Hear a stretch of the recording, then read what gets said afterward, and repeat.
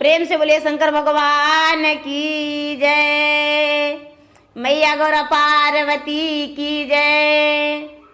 तो गुरु भाई बहना, मैं आपसे ये बताने जा रही हूँ कि आज मैं फेसबुक पे लाइव कथा सुनाने जा रही हूँ महादेव की। प्रतिदिन तो नहीं सुना पाते हैं, लेकिन आज मैं फेसबुक पे लाइव सुनाने जा रही हूँ। तो गुरु भाई बहना, ये बहुत पुरानी कथा है कि एक राजा थे और एक रानी।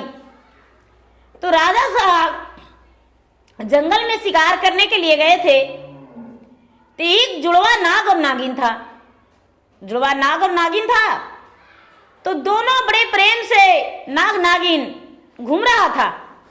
और एक जो राजा थे, राजा शिकार खेलने वन में गए थे। तो गुरु भाई बहना, जब राजा शिकार खेलने वन में गए थे तो नजर पड़ा और अपने तीर कमान से नाग को मार दिए और नाग का मृत्यु हो गया और नागिन बेचारी विधवा हो गई। जब नागिन विधवा हो गई तो गुरु भाई बहना वो तलाश करने लगी कि मैं विधवा हो गई हूं, मेरा बेकसूर पति और ये राजा मेरा पति को अपने कमान से मार डाला, इसका बदला तो बिना लिए हुए नहीं छोड़ेंगे।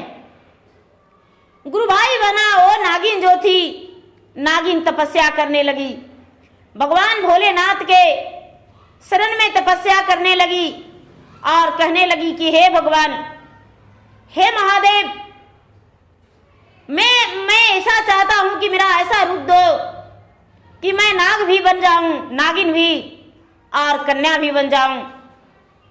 गुरु भाई बहना बहुत वर्षों तक तपस्या करते रही और भगवान उसे दर्शन दिए। जब भगवान उसे दर्शन दिए तो भगवान उसकी मनोकामनाएं पूर्ण के लिए एन मस्तु बोल दिए।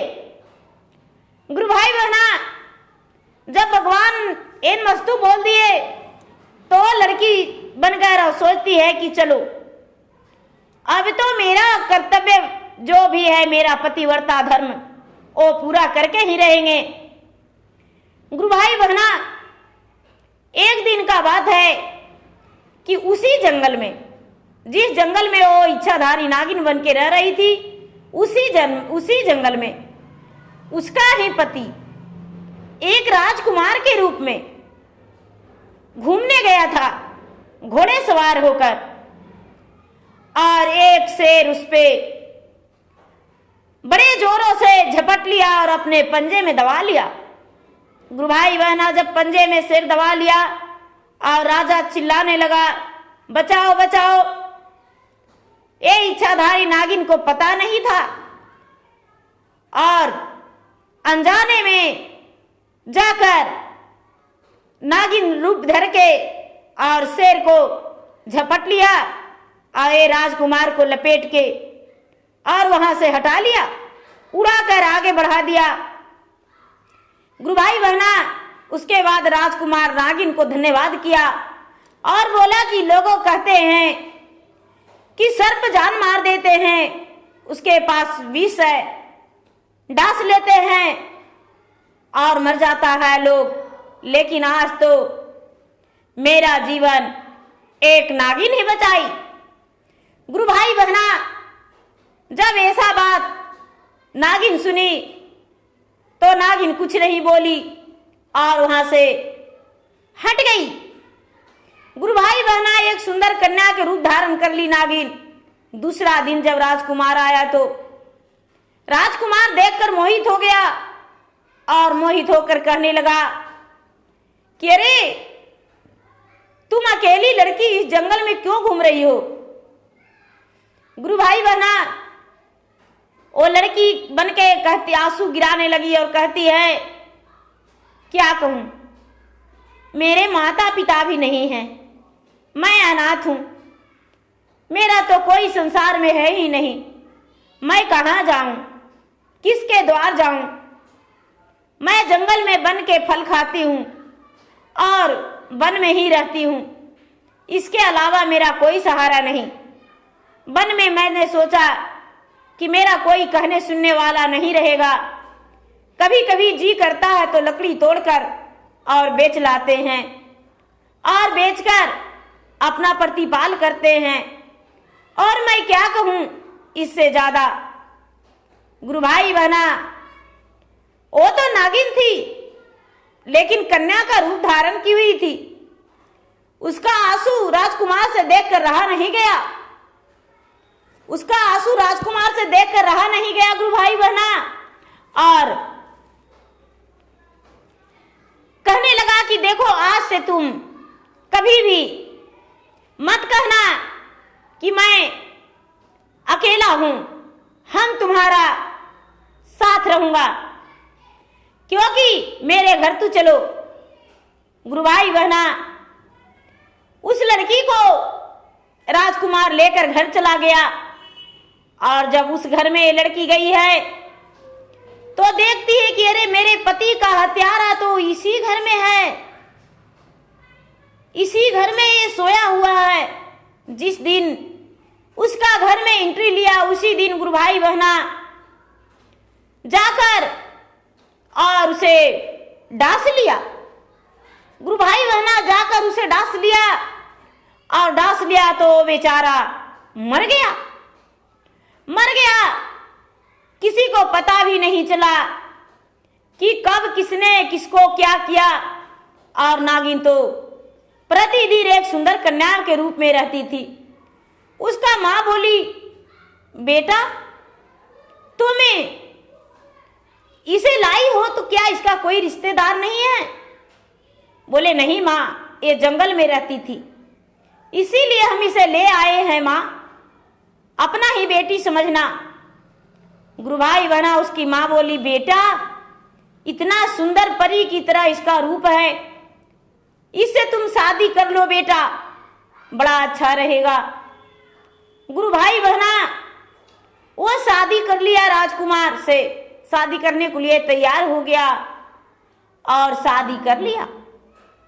जब शादी कर लिया तो सुहाग रात में राजकुमार अपने पत्नी के पास गया तो उस समय एक नागिन बन के पलंग पे बैठी हुई थी और इसे पता ही नहीं था कि मैं एक नागिन हूं, और नागिन बन के और फूफकार मार रही है। इसे तो पता ही नहीं था कि मेरा ब्याह हो गया है, तो मैं सुहाग सेज पे बैठी हुई हूं और अपना नागिन बन के और तांडव कर रही है पलंग पे, पूरा फूफकार मार रही है। अब राजकुमार गया तो गुरु भाई बहना अपना कमर से रिवॉल्वर निकाल गए और उस पे तान दिया नागिन पे, और नागिन पे तान के कहता है कि अरे तुम कौन हो, मेरा घर में घुस आई हो,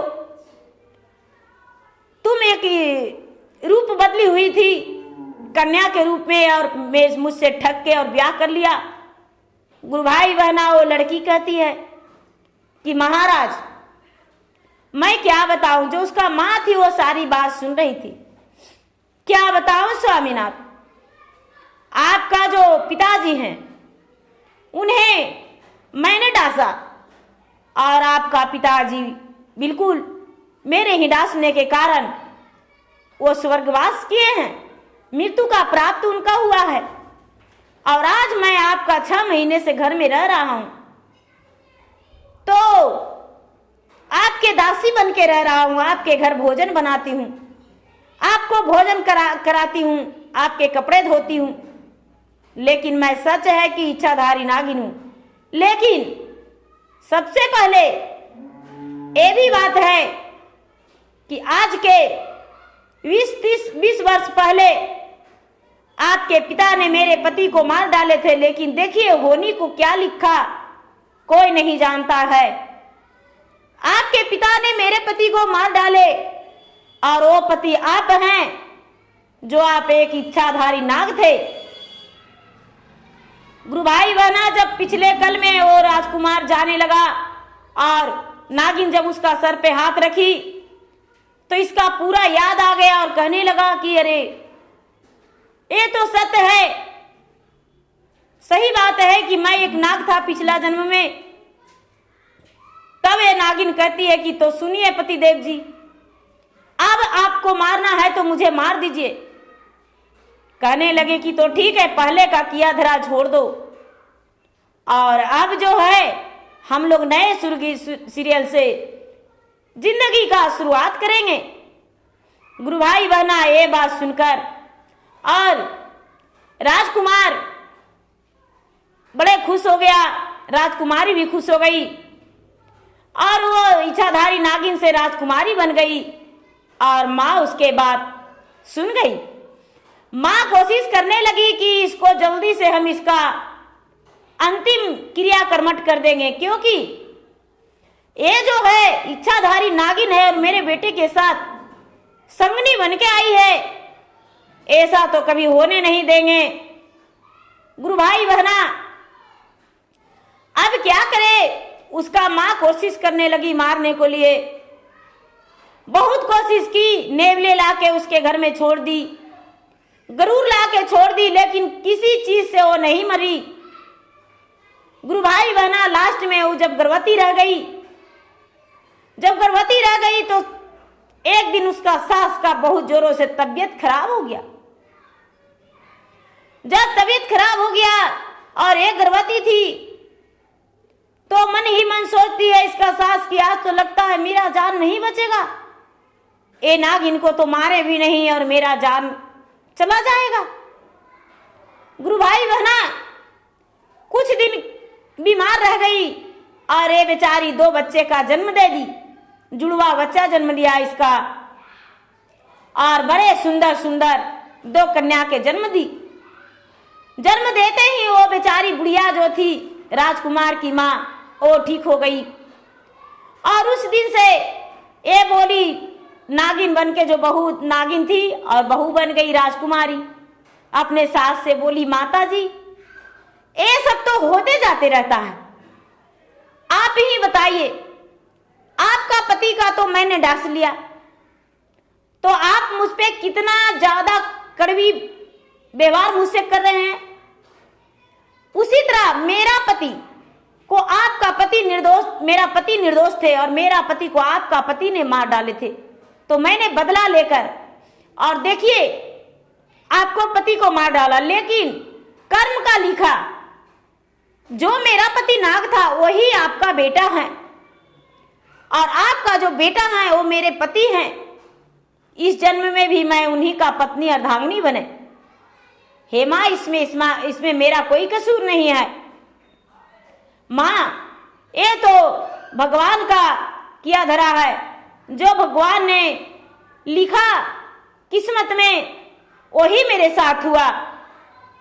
उसका बहू बोली बेटी अब तू ही मेरा घर के लक्ष्मी है और तू ही मेरा घर का सब कुछ है, रानी रहो पटरानी रहो महारानी रहो चाहे जो भी रहो, बेटी तुम्हारे अलावा और कोई इस घर में नहीं है।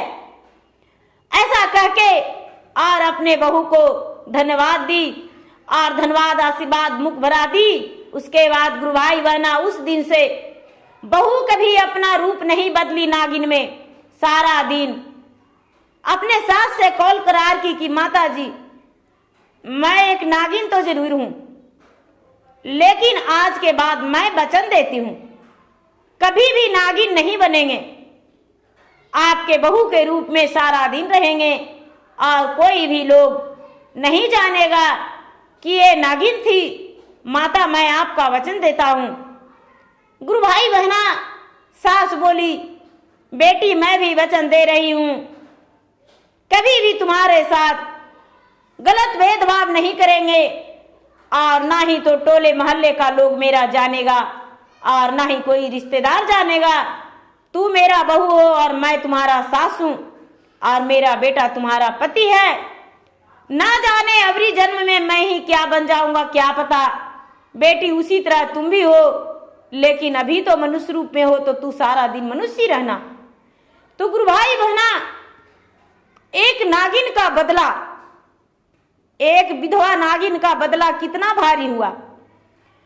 कभी भी निर्दोष जीव को प्राण को हरण नहीं करना चाहिए। सर्प ही है तो क्या, मुझे निर्दोष में नहीं काटेगा, उसे हम मारेंगे ईंट से, पत्थर से, डंडे से, तब मेरे पास आएगा काटने के लिए। इसीलिए निर्दोष जीव को कभी मारना नहीं चाहिए। तो प्रेम से बोलिए शंकर भगवान की जय। हर हर महादेव, घर घर महादेव।